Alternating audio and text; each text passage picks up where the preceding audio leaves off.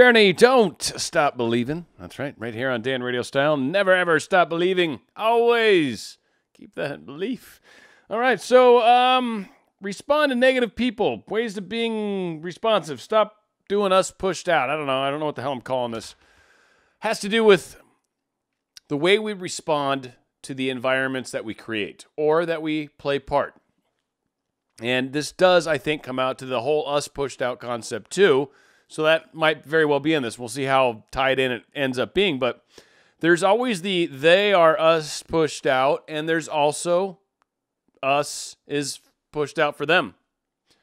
So sometimes we have experiences with people that maybe don't, on the surface, look like you would expect, but in hindsight, actually probably serve a larger purpose than a lot of us realize. Now, the way it's truly come to me, and I'll tell you, a lot of people just takes being honest, and most people tend to stray in the direction that they're not the ones at fault. But a lot of this really comes down to, like, how invested, how important is it that you're not wrong, or are you... Like, for me, I assume I'm wrong usually. I don't even know where. I don't want to try to go down this whole describing other people. I usually assume a good chunk of it's me, that I am requesting this. That the reason there's this us pushed out is, yes, I'm portraying part of that for them, but majority of it I'm assuming is for me. That's probably selfish, really, in a lot of ways, if you think about it, to think that the entire world revolves around myself. Now, not entirely, but mostly. So, again, there is that level of paying attention to what's being shown to us. I've done shows on that in the past.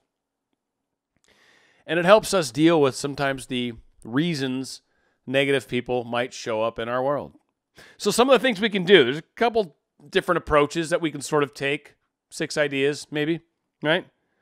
One thing to kind of keep in mind. They're there to teach you something, show you something, remind you of something. A lot of times, when it's this us pushed out concept, it's really something that's bugging us, something that's inside of us. One thing that is very true in a lot of places, most places I would say, but whatever, there might be cases where it's not, whatever.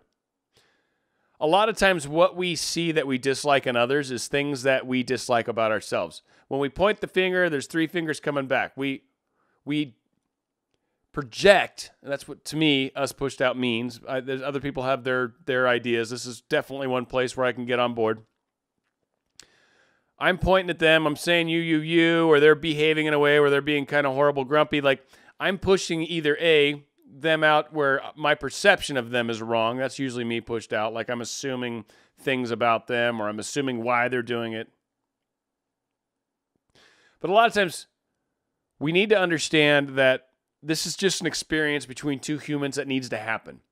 And creating karma and removing karma, these are things that kind of happen in normal day-to-day circumstances. When we can find what we can learn, what is it that they're showing us that we don't like about ourselves? When we see that, I know I'm all over the place, whatever. When they show us what they're demonstrating to us is a thing that we generally dislike about ourselves. It's something we do too. And so we're calling them out on it. There's 3 fingers pointing back at us. What can we learn from this? And take some time for yourself. It's another thing. Sometimes when you're in these situations that are being negative, you have to kind of remember that space for you. Like, there's certain boundaries you're not willing to cross. There's certain places that it's not okay to go. There's certain things you're not willing to accept blame for. And certainly have your moment during these little moments, these interactions, where you kind of stop yourself and just kind of take check. Sometimes in the middle of a conversation, even if someone's being kind of negative and mean to you, just kind of take a second to sort of take stock, think about it. How much of this is them? How much is this me? Right? Like, where does this fit in?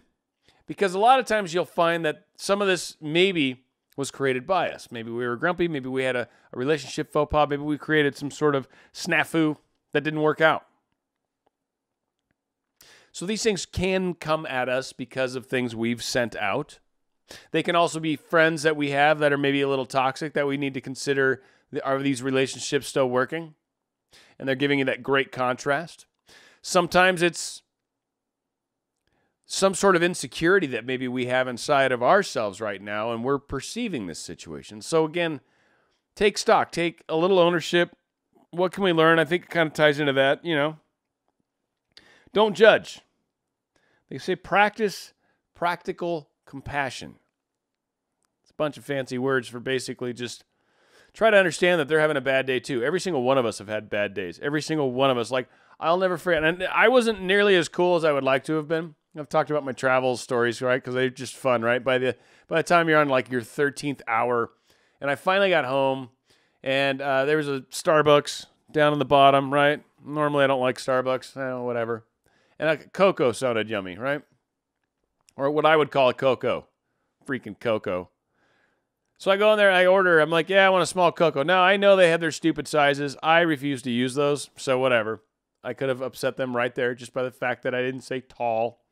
But I don't like to. I worked at Starbucks for 5.5 years. I know their stupid numbers and names and stuff. I just refuse to use them. I'm a rebel that way.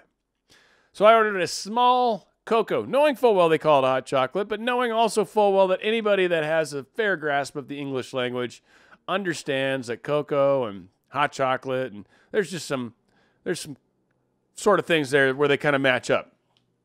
And I had no reason to believe any of the people behind the counter would not know what the hell cocoa meant. Like, I've heard cocoa before. There's a lot of cultures and languages that know what cocoa is.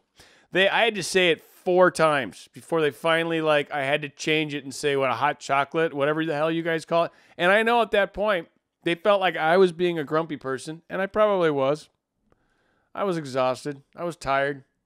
But again, let's not be the ones that are judging. Let's not look at, it's just someone having a bad day. It doesn't necessarily mean it's you.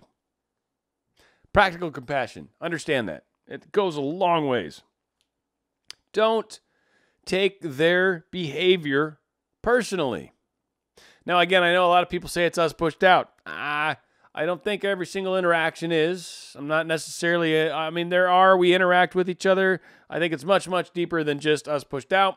I think there's times when we're blaming others for sure, and I think I gave you an example of that, but I don't think in all cases everybody we bump into is us pushed out. I think that's sort of an odd way to look at it. Like, I think there's reasons, a myriad of reasons why people exist in our lives. So don't take their their behavior personally. Don't let it ruin your day. Understand people have bad days. Don't take it to heart like, oh, they just sought me out. It's because I wear glasses. What? Like, again, that's where a lot of us will spin stuff down paths that are ridiculous. We assume that this happened because of X, Y, and Z. Sometimes you're right. Maybe yes.